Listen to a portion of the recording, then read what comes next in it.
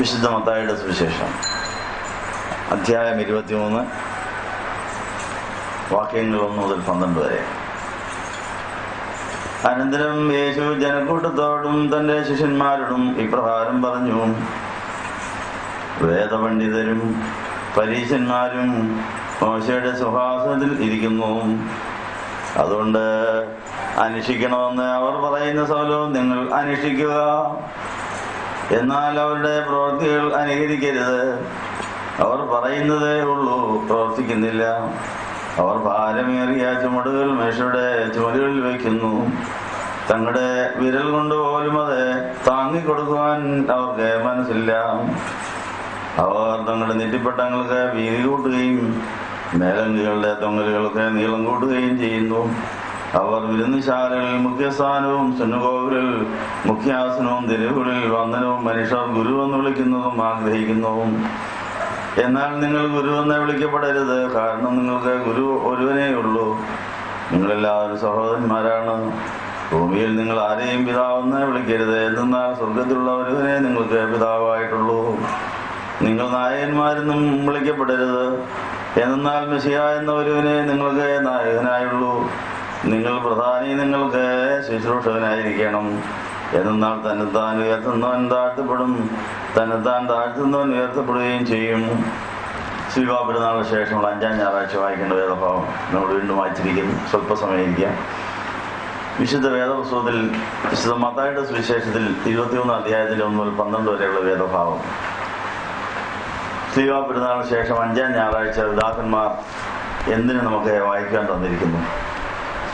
കുരിശെടുത്തുകൊണ്ട് യേശുവിനെ അനുഗമിക്കേണ്ട നമ്മുടെ ക്രിസ്തീയ ജീവിതത്തിൽ ഈ വേദഭാഗം നമുക്ക് എന്തെല്ലാം ഉൾക്കാഴ്ചകൾ തരുന്നുണ്ട്?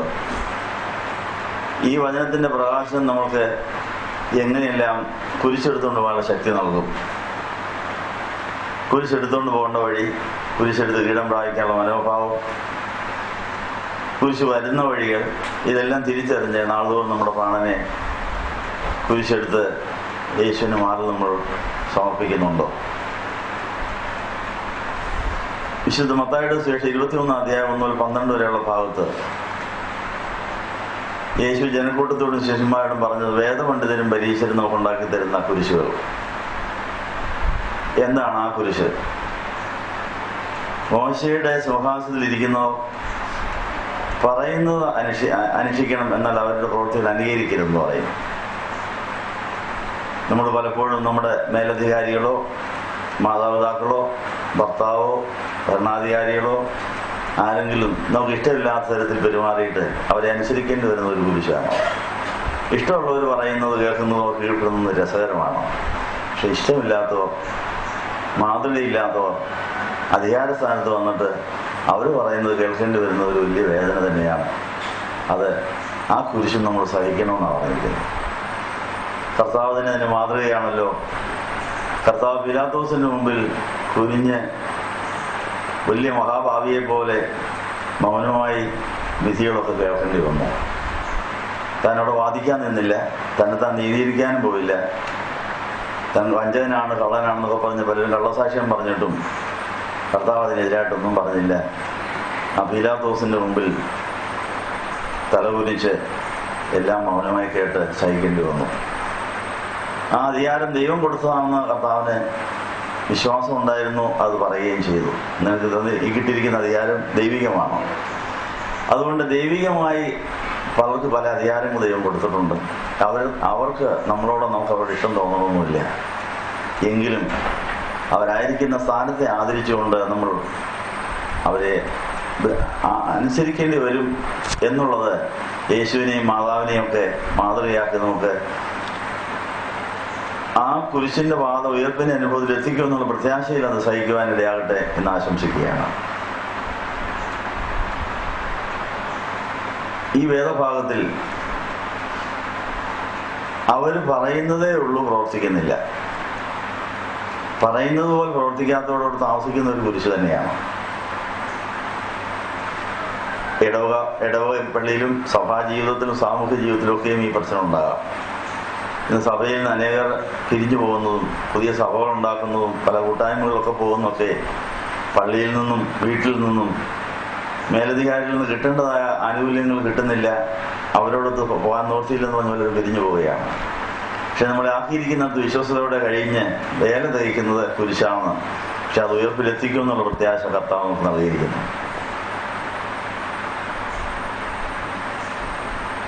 അവസാനമായി വിശുദ്ധ മത്തായിയുടെ സുവിശേഷം 23:12 വരുമ്പോൾ തന്നെത്താൻ ഉയർത്തുന്നവൻ താഴ്ത്തപ്പെടും, തന്നെത്താൻ താഴ്ത്തുന്നവൻ ഉയർത്തപ്പെടും എന്ന് പറഞ്ഞ വചനത്തിൽ അതിലും കുരിശുണ്ട്.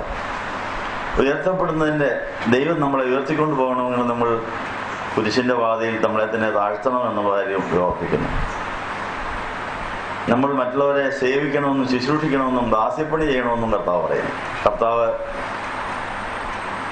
നേതാവും വീണ്ടെടുപ്പുകാരനും ഗുരുവും അദൃശ്യനായ ദൈവത്തിന്റെ പ്രതിമ ലോകത്തിലാവിച്ച ദൈവം തന്നെയാണെങ്കിലും തന്റെ ശിഷ്യന്മാരുടെ കാല് കഴുകുന്നു, അവരെ ശുശ്രൂഷിക്കുന്നു. ആ യേശുവിന്റെ മാതൃകയിൽ പോകാൻ നാൾതോറുള്ള കുരിശിന്റെ പാതയിൽ പലതും സഹിക്കേണ്ടി വരും, വേദനിക്കേണ്ടി വരും, നിന്ന സഹിക്കേണ്ടി വരും. അതെല്ലാം നമ്മളെ ഉയർത്തുവാൻ, ദൈവത്താൽ ഉയർത്തപ്പെടുവാൻ നല്ലതാണെന്നുള്ള കാര്യവും കർത്താവിന്റെ ജീവിതത്തിൽ നമ്മളെ പഠിപ്പിച്ചിരിക്കുന്നു.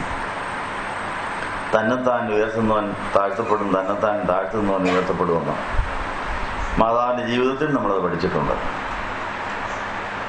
നമ്മളെല്ലാവരും യേശുവിന്റെ വരവെങ്കിൽ കഴുകന്മാരെ പോലെ ചിറകടിച്ച് കയറേണ്ടവരാണ്. പക്ഷെ കഴുകന്മാരെ പോലെ ചിറകടിച്ച് കയറേണ്ട നമ്മൾ ശക്തി പ്രാപിക്കുന്നതിന് നമ്മളെ മുള്ളുള്ള കൂട്ടിനകത്ത് ഇരുത്തുമെന്നുള്ള കാര്യം കഴുകന്റെ ചരിത്രം നമ്മളെ പഠിപ്പിക്കുന്നു. അതുകൊണ്ട് ശ്രീവായുടെ ശേഷം 5-ാം ഞായറാഴ്ച വിശുദ്ധ മത്തായിയുടെ സുവിശേഷം 21:1-12 വരെ വായിച്ച് 12-ാം വാക്യത്തിന്റെ ഒരു ഇണവാക്യമായിട്ടാണ് ഇന്ന് യെശയ്യാവിന്റെ പുസ്തകം 40-ാം അധ്യായത്തിന്റെ അവസാനത്തെ ഭാഗം വന്നിരിക്കുന്നത്. ഇതെല്ലാം ഇണചേർത്ത് ചിന്തിക്കുമ്പോൾ കിട്ടുന്ന സന്ദേശങ്ങൾ എന്തെല്ലാമാണ്? യേശുവിന്റെ വരവെങ്കിൽ കർത്താവ് മധ്യാകാശത്തിൽ വരെ വരുള്ളൂ, നമ്മളവിടം വരെ പറഞ്ഞു തരണം. അപ്പൊ നമുക്ക് എല്ലാവർക്കും കഴുകന്മാരെ പോലെ ചിറക് വേണമെന്നുള്ള കാര്യം ഓർപ്പിക്കുന്നു. ചിറക് മുളപ്പിച്ച് പറക്കാൻ പഠിക്കുക എന്ന് പറയുന്നത് കുരിശിന്റെ പാതയാണ്. കഴുകന്റെ ജീവചരിത്രം പഠിക്കുമ്പോൾ കഴുകന്റെ ജീവിതത്തിലെ കുരിശിന്റെ പാത ഏതാണ്? പറക്ക പിടിക്കേണ്ട സമയമാകുമ്പോഴേക്കും കഴുകൻ കുഞ്ഞുങ്ങൾക്ക് അമിതമായ ഭാരം ഉണ്ടായിരിക്കും. ആ ഭാരം കൊണ്ട് ഇതിന് പറക്കാനൊക്കുകയില്ല. അമിതമായ ഭാരം കുറയ്ക്കേണ്ട ആവശ്യമുണ്ട്. തള്ളക്കഴുകനും തന്തക്കഴുകനും കൂട്ടുകാരും നാട്ടുകാരും എല്ലാം ഒത്തിരി അവരോട് കരുണ കാണിച്ചിട്ടാണ് ഈ തടിച്ചു കൊഴുത്ത ഒരു ശരീരം അതിനുണ്ടായത്. വരുന്നവരെല്ലാം കാണുന്നവരെല്ലാം അതിനെ തീറ്റി കൊണ്ട് കൊടുക്കുമായിരുന്നു. നമ്മുടെയും ജീവിതത്തിൽ എല്ലാവരുടെയും സ്നേഹം കിട്ടുന്നൊരു കാലമുണ്ട്. പക്ഷേ സ്നേഹമെല്ലാം പിൻവലിക്കപ്പെട്ടിട്ട് എല്ലാവരും കുത്തുകയും ചെയ്യുന്ന കാലവും വരും. അന്നേരം ആരും ഞെട്ടിപ്പോകരുത്. ഇത് നേരത്തെ അറിഞ്ഞിരുന്നാൽ അതിനെയും പ്രയോജനപ്പെടുത്താമെന്നാണ് പറഞ്ഞിരിക്കുന്നതിൻ്റെ അർത്ഥം. കഴുകൻ കുഞ്ഞിനെ വളരണമെങ്കിൽ തള്ളയുടെയും തന്തയുടെയും വീട്ടുകാരുടെയും നാട്ടുകാരുടെയും കൂട്ടുകാരുടെയും എല്ലാ സഹായം ഉണ്ടെങ്കിലേ പറ്റുള്ളൂ. നമ്മളൊക്കെ അങ്ങനെ വളർന്നു വരാം.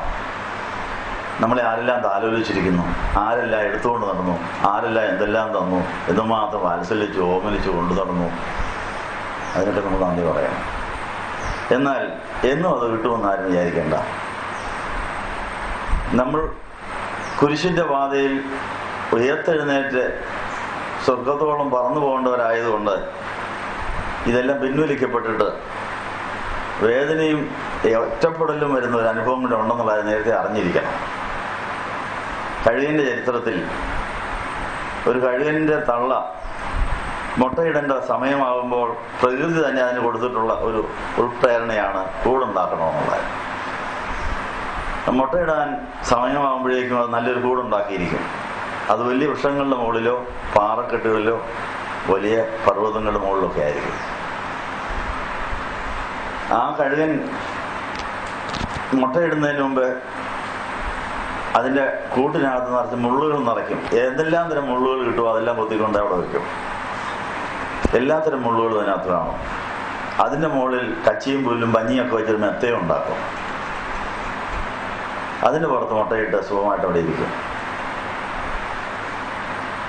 ആ മുട്ട വിരിഞ്ഞ് അത് പറക്കാൻ പ്രായമാകുന്നവരെയും അത് നല്ല സുഖമാണ്, വലിയ സ്നേഹമാണ്, ഒത്തിരി കരുതലാണ്.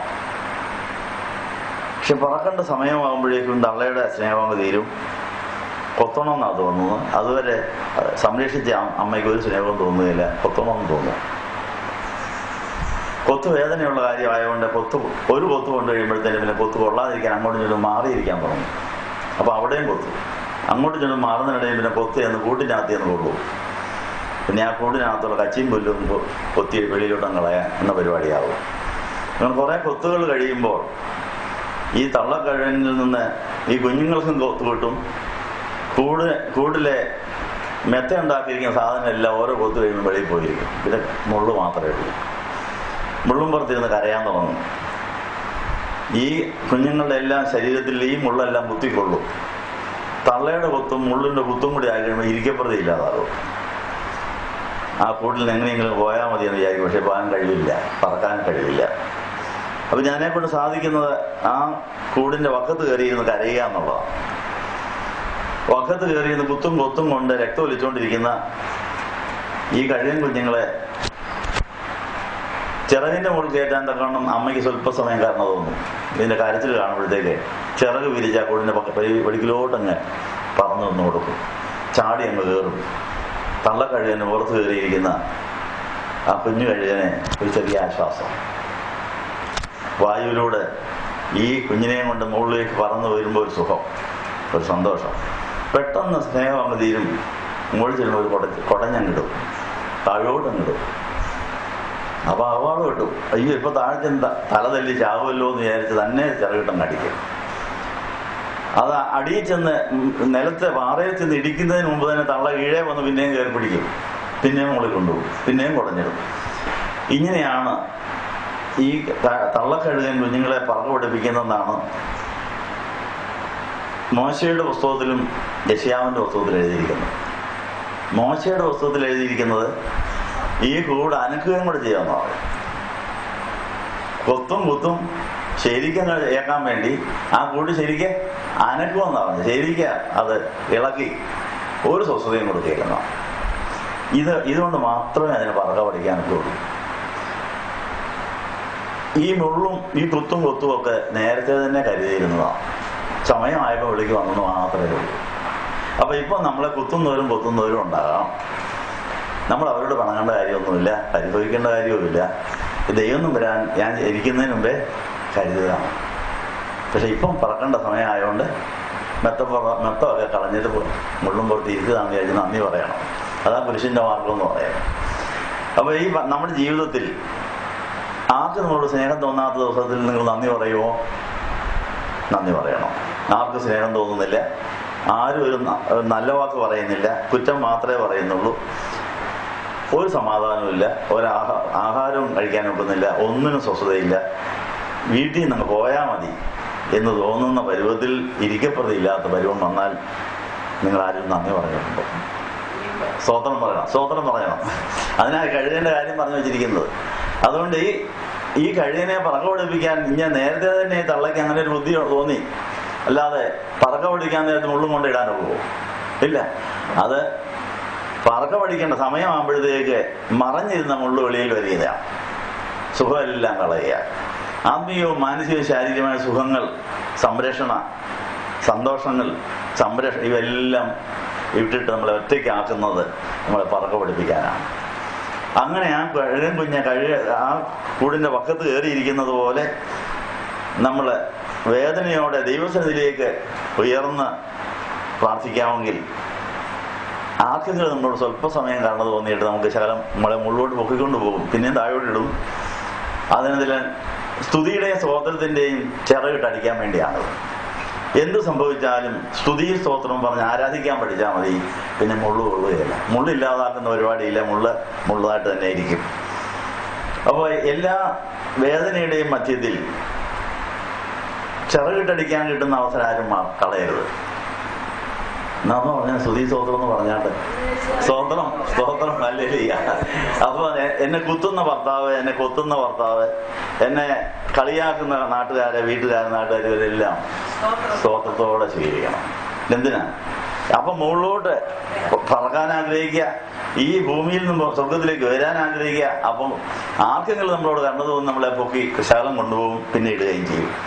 അപ്പൊ ആരെന്നാ ചെയ്താലും അതിനൊക്കെ നന്ദി, സകലത്തിനും നന്ദി പറയണമെന്നാണ് 1 തെസ്സലോനിക്കർ 5 പറയുന്നത്. എല്ലാത്തിനും, എല്ലാ അനുഭവങ്ങൾക്കും നന്ദി പറയാവുന്ന വേഗം പറഞ്ഞ് പഠിക്കാം. എല്ലാത്തിനും നന്ദി പറഞ്ഞ് ആരാധിക്കാൻ പഠിച്ചാൽ ഒരു മുള്ളും നമ്മളെ കൊള്ളുകയില്ല.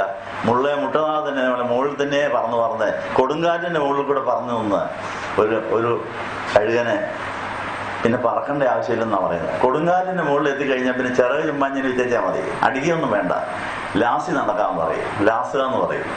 അങ്ങനെ അനങ്ങിയാൽ മതി. അങ്ങനെ പറന്ന് കൊടുങ്കാറ്റ് താഴെ കിടന്ന് അടിക്കും, കൊടുങ്കാറ്റിന്റെ മുകളിൽ അങ്ങനെ ലാസി നടക്കാൻ സാധിക്കും. എത്ര ഉയരത്തിൽ പറഞ്ഞാലും ഈ കഴുകന്റെ കണ്ണിന് വളരെ ദൂരക്കാഴ്ചയുണ്ട്. എവിടെയെങ്കിലും ശവം കിടപ്പുണ്ടെങ്കിൽ അവിടെ ചെന്ന് അത് കൊത്തിയെടുത്തുകൊണ്ട് അതിന് കഴിക്കുകയും ചെയ്യാം. ഈ അവസരത്തിൽ വളരെ ദൂരെ ദൈവം നമുക്ക് കരുതിയിരിക്കുന്ന കണ്ടെത്താൻ കഴുകന്റെ കണ്ണിനെ പോലെ കണ്ണ് നമുക്ക് കിട്ടും. പട്ടിണി കിടക്കേണ്ടി വരികയില്ല. പറക്കാൻ പഠിച്ചാൽ മതി. നമുക്കുള്ള ആഹാരം എവിടെയാണെന്നുള്ളത് ദൂരത്തുനിന്നേ കണ്ടെത്തി അവിടെ പോയി വേല തയ്ക്കുന്നത് ആഹാരം. അപ്പൊ ദൈവത്തിന്റെ വേലയ്ക്ക് എവിടമാണ് ഒരുങ്ങിയിരിക്കുന്നത്? കൊയ്ത്തിന് ഭാഗമായിരിക്കുന്ന വയൽ കണ്ടെത്തിയാൽ മതി. അവിടെ വന്ന് കൊയ്തെടുത്ത് മനുഷ്യന്റെ പ്രാണനെ നേടിയെടുത്ത് കർത്താവിന് കൊടുക്കുന്ന കൊയ്ത്ത് വളരെയുണ്ട്, വേലക്കാർ ചുരുക്കം എന്ന് പറഞ്ഞ വചനം അനുസരിച്ച് ഇന്ന് എവിടെയാ കൊയ്ത്ത്, ഇന്ന് എവിടെയാണ് എനിക്കുള്ളത് വേല നീ കരുതിയിരിക്കുന്നത് പറഞ്ഞാൽ അവിടേക്ക് ഒന്ന് പോയാൽ മതി.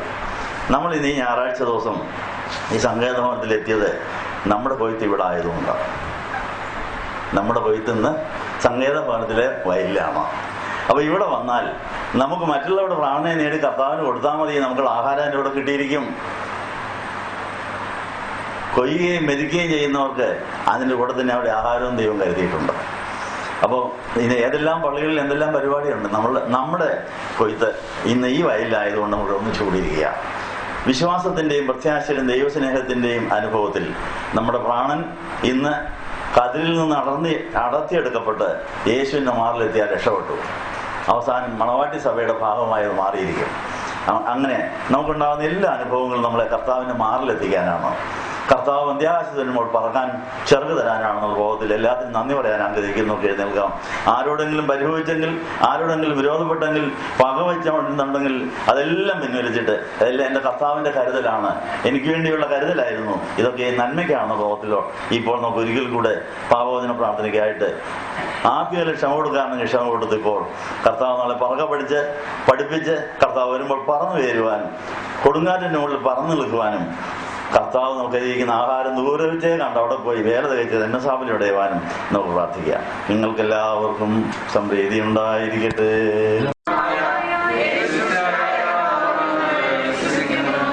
പിതാവിലും പുത്രനിലുള്ളതായ വിശ്വാസം നമ്മൾ പുതുക്കിയിരിക്കുന്നു. പരിശുദ്ധാത്മാവിലും സഭയിലുള്ളതായ നമ്മുടെ വിശ്വാസം പുതുക്കിയാൽ മാത്രമേ നാൾതോറുമുള്ള കുരിശ് വരുന്ന വഴി തിരിച്ചറിഞ്ഞ് അതെടുത്തുകൊണ്ട് പോയി കർത്താവായിരിക്കുന്ന തേജസ്വിക്കപ്പെട്ട അനുഭവത്തെ എത്താൻ പോകുന്ന കാര്യം കാര്യസ്ഥനായ പരിശുദ്ധാത്മാവാണ് നമ്മളെ പഠിപ്പിക്കേണ്ടത്. നമുക്കുണ്ടാകുന്ന എല്ലാ അനുഭവങ്ങളും നമ്മളെ കർത്താവിൽ എത്തിക്കാനാണെന്നുള്ള ആ വിശ്വാസം ഉണ്ടെങ്കിൽ എല്ലാത്തിനും നന്ദി പറയാൻ സാധിക്കും. നമ്മുടെ അനുദിന ജീവിതത്തിൽ കാര്യസ്ഥനായ പരിശുദ്ധാത്മാവിനെ എല്ലാ കാര്യവും അറിയിച്ച് സ്തോത്രത്തോടെ പ്രാർത്ഥന നടത്തണമെന്നാണ് അപ്പോസ്തലനായ പൗലോസ് നമ്മളെ പഠിപ്പിച്ചിരിക്കുന്നത്. അപ്പോൾ കാര്യസ്ഥനായ പരിശുദ്ധാത്മാവിനെ എല്ലാ കാര്യവും അറിയിച്ചില്ലെങ്കിൽ നമ്മൾ പിറുപിറുക്കുവാനോ പരിഭവിക്കുവാനോ പ്രതികാര ചിന്തയിൽ പലരും ചെയ്തു പോകാനോ സാധ്യതയുണ്ട്. അപ്പോൾ നമുക്ക് പറക്കാനുള്ള കഴിവ് നഷ്ടപ്പെടുകയാണ്. അപ്പോൾ എല്ലാത്തിനും നന്ദി പറയാനും എല്ലാത്തിനും സ്തോത്രം പറയാനും സാധിക്കുമ്പോൾ നമ്മൾ മുള്ളിൻ്റെ മുകളിൽ നിന്ന് പറന്നു വരികയാണ്, ദൈവസന്നിധിയിൽ എത്തുകയാണ്, ദൈവത്തിൽ നിന്ന് അനുഗ്രഹം പ്രാപിക്കുകയാണ്. അപ്പോൾ പല കാരണങ്ങളാൽ നമ്മളെ പണ്ട് പലരും സ്നേഹിച്ചുകൊണ്ടിരുന്നവർ ഇപ്പോൾ സ്നേഹിക്കുന്നില്ല എന്ന് പറഞ്ഞ നമുക്ക് പരിഭവമാണ്. അവരോട് നമുക്ക് വൈരാഗ്യമാകാം, പകയാകാം, വിദ്വേഷമാകാം. പക്ഷേ ദൈവം ആരെങ്കിലും നമ്മളെ അകത്തി അവർ നമ്മളെ കുത്തുവോ ചെയ്തെങ്കിൽ നമ്മളെ പറക്ക പഠിപ്പിച്ച് കർത്താവിൻ്റെ സന്നിധിയിലേക്ക് ഉയർത്താനാണെന്നുള്ള ബോധം വരുമ്പോൾ നന്ദി പറയാൻ സാധിക്കും. നന്ദി എന്ന് പറയാം. അപ്പോൾ അങ്ങനെ നന്ദി പറയാത്ത എല്ലാ സംഭവങ്ങളോടും തിരിഞ്ഞു നോക്കി ക്ഷമ ചോദിച്ച് കർത്താവേ, ഞാൻ നിനക്ക് വേണ്ടി സൃഷ്ടിക്കപ്പെട്ടതാണ്, ഞാൻ നിന്റെ വകയാണ്, ഞാൻ നിന്റേതാകണം, ഞാൻ നിന്റെ അടുത്ത് വരണം. നമ്മൾ വേറെ എങ്ങും തങ്ങാൻ പാടില്ല. മാതാപിതാക്കളെ ദൈവം തന്ന അവരൊന്നും നമ്മളെ നോക്കുകയില്ല. ഭാര്യയും ഭർത്താവിനെയൊക്കെ ദൈവം തന്നത് അവരും മാറും. മക്കളെ ദൈവം തന്ന അവരും അവിടെ വഴിക്ക് പോകും, ഒറ്റപ്പെട്ടാലേ കർത്താവിന് ചേരാനൊക്കെ ഉള്ളൂ. കർത്താവിൻ്റെ കല്യാണത്തിന് നമ്മൾ എടുത്തുകൊണ്ട് പോകാൻ വേണ്ടി എല്ലാവരെയും കർത്താവിനെ അകത്തിക്കളയും. കർത്താവ് തന്നെ എൻ്റെ നാമം സകലരും നിങ്ങളെ പകയ്ക്കും. അത് പെടാത്തവരാരുമില്ല. ആത്മീയരും അനാത്മീയരും ജഡീകരും പ്രാകൃതരും എല്ലാ തരക്കാരും അതിനകത്ത് പെടും. എപ്പോഴെങ്കിലും അവർക്കൊക്കെ നമ്മളോട് വിരോധം അകന്നു പോകും. അതെന്തിനാ? അകന്ന് കിട്ടിയാലേ കർത്താവ് നമ്മളെ എടുത്തുകൊണ്ട് പോകാൻ സാധിക്കുകയുള്ളൂ. അല്ല എല്ലാവരും കൂടെ കയറി കാലയിലങ്ങ് പിടിക്കും. എല്ലാവർക്കും വലിയ സ്നേഹമാണെങ്കിൽ ആരും നമ്മളെ വിടുകയില്ല. അതുകൊണ്ട് എല്ലാവരും നമ്മളുടെ അകത്തി ബന്ധങ്ങൾ മുറിച്ചു വയ്ക്കുന്നത് കർത്താവ് നമ്മളെ റാഞ്ചിക്കൊണ്ട് പോകാനാണ്. കോഴിക്കുഞ്ഞ് പരുന്ത് റാഞ്ചിക്കൊണ്ട് പോകുന്ന പോലെയാണ്. പെട്ടെന്നാണ് സംഭവം നടക്കുന്നത്. അപ്പൊ നമ്മുടെ ജീവിതത്തിൽ കർത്താവ് അങ്ങനെ ഒരു വാക്കാണ് ഗ്രീക്ക് ഭാഷയിൽ ഉപയോഗിച്ചിരിക്കുന്നത്. കർത്താവ് നമ്മൾ എടുത്തുകൊണ്ട് പോകുമെന്ന് പറയുന്നത് ആ വാക്ക് റാഞ്ചിക്കൊണ്ട് പോകുക എന്നുള്ള അർത്ഥമായിരുന്നു. വളരെ പെട്ടെന്ന് എല്ലാവരിൽ നിന്നും ബന്ധം അകന്നിരുന്ന് ഒറ്റപ്പെട്ട് അവിടെ സന്തോഷിച്ച് എൻ്റെ കർത്താവ് എന്നെ കൊണ്ടുപോകാൻ വരും എന്നുള്ള പ്രതീക്ഷ ഇരിക്കുന്നവരെ മാത്രമേ കർത്താവിനെ കൊണ്ടുപോകാനൊക്കെ ഉള്ളൂ. അവർക്ക് മാത്രമേ മണവറെ കയറാനൊക്കെ ഉള്ളൂ. അതുകൊണ്ട് എൻ്റെ നാമനിമിത്തം എല്ലാവരും നമ്മളെ പകയ്ക്കണം. ആരിണങ്ങിയാലും അവർ പിണങ്ങുമെന്ന് വിചാരിച്ചോണം, ആരടുത്താലും അവർ അകലുമെന്ന് വിചാരിച്ചോണം. എല്ലാവരും ആരൊക്കെ പോയാലും വന്നാലും അടുക്കേണ്ടത് കർത്താവിനോടാണ്. ഒന്നാകേണ്ടത് അവനോടുമായിരുന്നു. അവനാണ് തലയോട് ചേരേണ്ട ഉടലാണ്. അത് നമ്മളിപ്പോൾ യാചിക്കാൻ പോവുകയാണ്. കർത്താവ് ആ കൃപ എനിക്ക് തരണം. എനിക്ക് എൻ്റെ ചിറകുകൾ മുളച്ച് വളർന്ന് ബലപ്പെട്ട് എന്ത് സംഭവിച്ചാലും സ്തോത്രം പറഞ്ഞ സ്വർഗത്തിലേക്ക് പറന്നു വരുവാനുള്ള സ്വാതന്ത്ര്യം എനിക്ക് തരണം. എല്ലാവരെയും നിന്റെ കണ്ണിൽ കൂടെ കാണാൻ സാധിക്കണമെന്ന് പറഞ്ഞപ്പോൾ ആ കാര്യത്തിൽ നമുക്ക് പരിജ്ഞാനമില്ലാഞ്ഞുകൊണ്ട് പരിഭവവും പരാതികളും പലരോടുണ്ടായിട്ടുണ്ടെങ്കിൽ അതിൽ പിൻവലിക്കുകയാണ്. പുരോഹിതന്മാർക്കും ജനങ്ങൾക്കും ഇടയിൽ ഒത്തിരി വിടവുകളും പിളർപ്പുകളും ഉള്ളതുകൊണ്ടാണ് സഭയിൽ സമാധാനം ഇല്ലാതെ വരുന്നത്. അതിനെല്ലാത്തിനും ദൈവത്തിന് ഉദ്ദേശമുണ്ട്. അതിനെല്ലാം ഒരു പോസിറ്റീവ് സൈഡ് ഉണ്ടെന്ന് മനസ്സിലായാൽ അതിൻ്റെ നല്ല വശം കണ്ട് നന്ദി പറയാൻ പരിശുദ്ധാത്മാവ് നമ്മളെ സഹായിക്കാൻ വേണ്ടി കാര്യസ്ഥനായ പരിശുദ്ധാത്മാവിനോട് പറയുകയാണ്. എല്ലാ കാര്യത്തിനെയും നിന്റെ ഉദ്ദേശം എന്നെ അറിയിച്ച് എല്ലാത്തിലും കർത്താവ് സന്തോഷിക്കാനും പഠിപ്പിക്കണമെന്ന് പറഞ്ഞ് നമുക്ക് തമ്മിൽ ക്ഷമ ചോദിക്കാം. സഹോദരി സംഘങ്ങളെ, മാതാവുള്ള ഗുരുക്കന്മാരെ ഞങ്ങൾ ക്ഷമിക്കണം. ഈ കുർബാന അംഗീകരിക്കപ്പെടാനുള്ളവർ ഞങ്ങൾക്ക് വേണ്ടി പ്രാർത്ഥിക്കണം.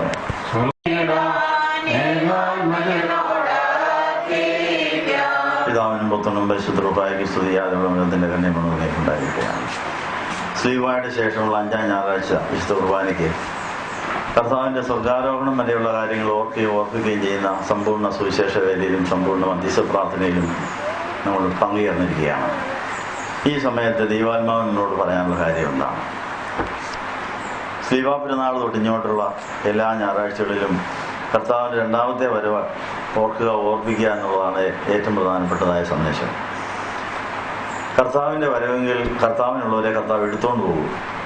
ആകർഷിക്കപ്പെട്ട് എടുക്കപ്പെട്ട് കൊണ്ടുപോകപ്പെടുകയാണ്. നമ്മൾ കർത്താവിൽ എത്തിയതിന് ശേഷം നമുക്ക് എല്ലാവരുമായിട്ട് ബന്ധമുണ്ടാവും. സഭയാകുന്ന ശരീരത്തിൻ്റെ ഒരു അവയവമായി നമ്മൾ പ്രത്യക്ഷപ്പെടും. ഇപ്പോൾ പണിപ്പുരയിലായതുകൊണ്ട് ഒറ്റപ്പെടാൻ സാധ്യതയുണ്ട്. ഒരു വീടിൻ്റെ സാധനങ്ങൾ പണിപ്പുരയിൽ കിടക്കുന്ന ഒരു കാലമുണ്ട്, കല്ലുവെട്ടുകുഴി കിടക്കുന്ന ഒരു കാലം, അറപ്പും മില്ലിൽ കിടക്കുന്നൊരു കാലം. അവിടുത്തെ പണിയെല്ലാം കഴിഞ്ഞ് തല്ലിക്കൂട്ടി കഴിയുമ്പോൾ ഒരു വീടിൻ്റെ ഭാഗമായി മാറും. എന്നാൽ ഒരു വീടിൻ്റെ ഭാഗമായി തീരേണ്ട തടികളും കല്ലുകളും സാധനങ്ങളും ആദ്യമായി എവിടെയോ ഒന്നിച്ചിരിക്കുന്ന ഒരു കാലമുണ്ട്. പക്ഷെ അതുകൊണ്ട് വീടുണ്ടാകുകയില്ല. ഉദാഹരണം പറഞ്ഞാൽ, ഒരു വീടിൻ്റെ തറ പണിയാൻ ഉപയോഗിക്കുന്ന കരിങ്കല്ല് ഒരു പാറമലയായി എവിടെയെങ്കിലും ഇരുന്നതാണ്. പക്ഷെ ആ പാറമലയായിട്ട് ഒന്നിച്ചിരുന്നാൽ വീടാകാനൊക്കെയില്ല. അതിന് ഉപയോഗം വളരെ ചെറിയ ഉപയോഗമേ ഉള്ളൂ. കപ്പ ഉണങ്ങാൻ കൊള്ളാം, പാമ്പിന് കയറി നടക്കാൻ കൊള്ളില്ല, കയറിയിരിക്കാൻ കൊള്ളാവുന്നില്ല. അത് വീടുണ്ടാകുമോ? ഉണ്ടാകുകയില്ല.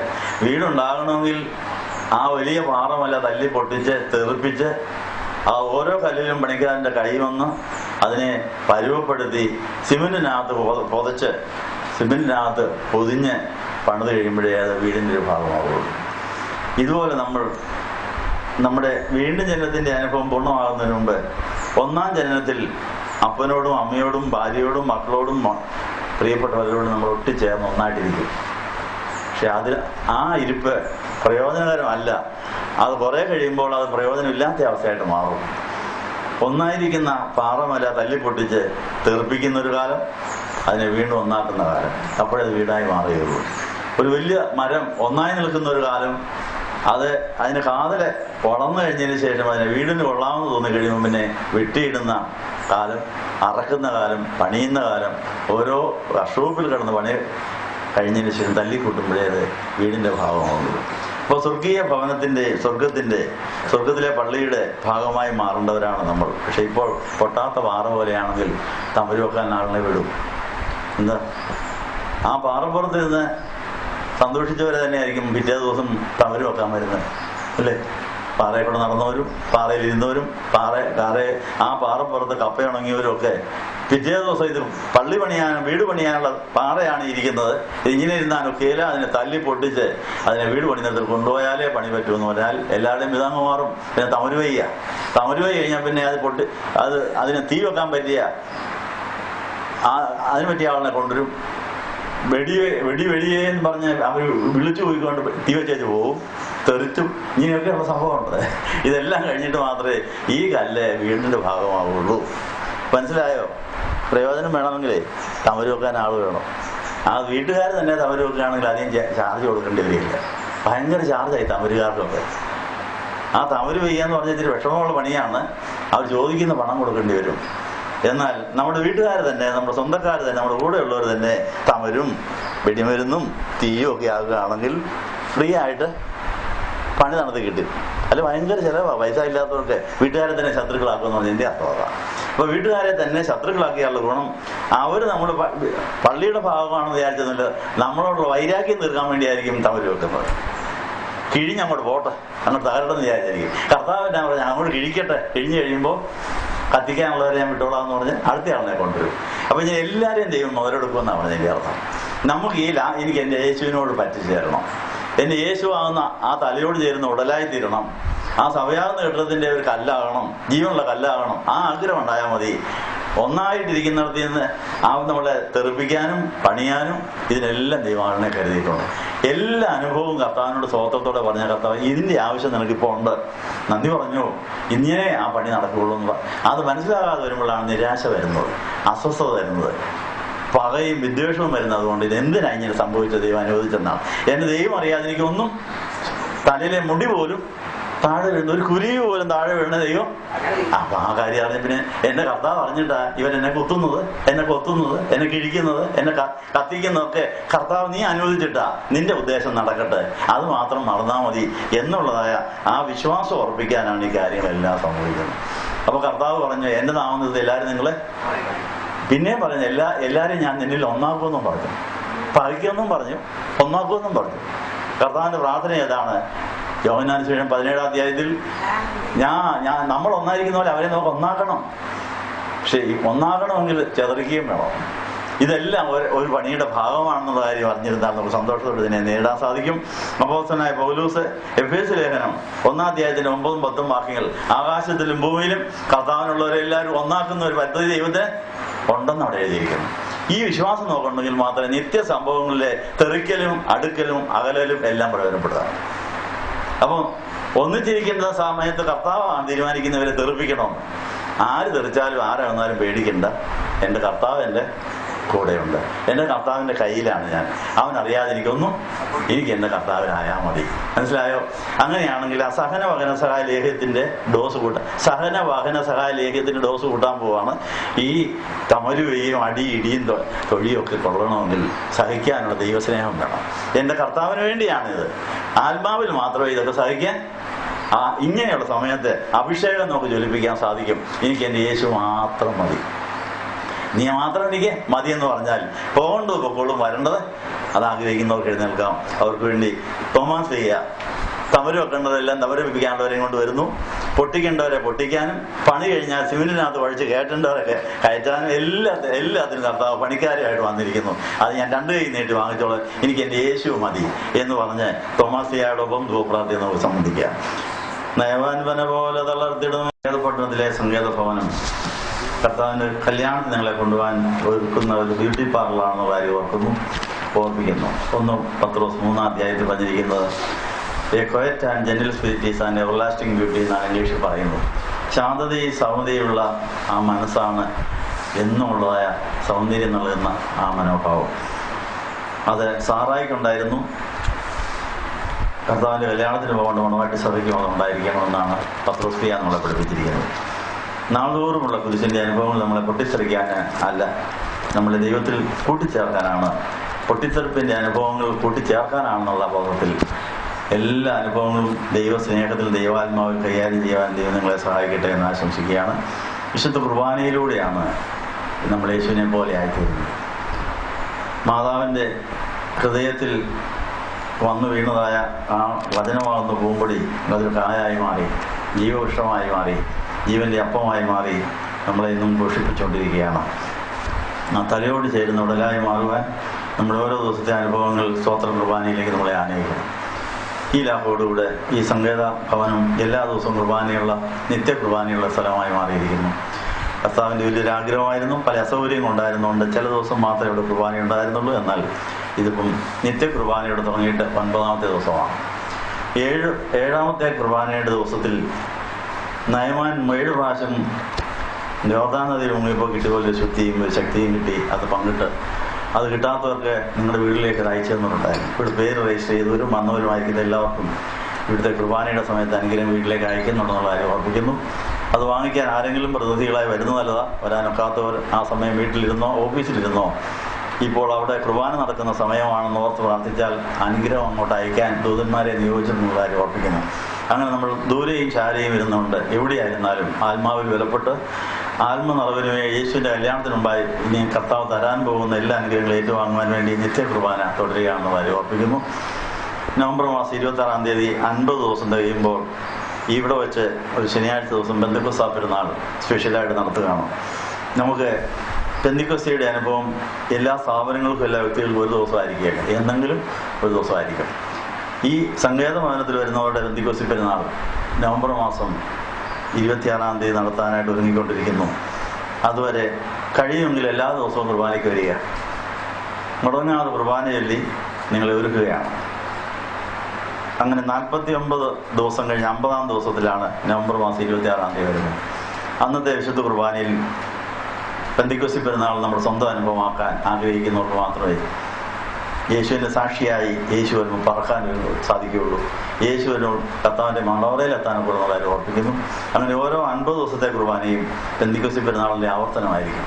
ഓരോ 7-ാം ദിവസത്തെ കുർബാനകൾ ശുദ്ധീകരണത്തിൻ്റെ 7-ാം തലത്തിൽ നിങ്ങൾ എത്തിക്കുകയാണ്.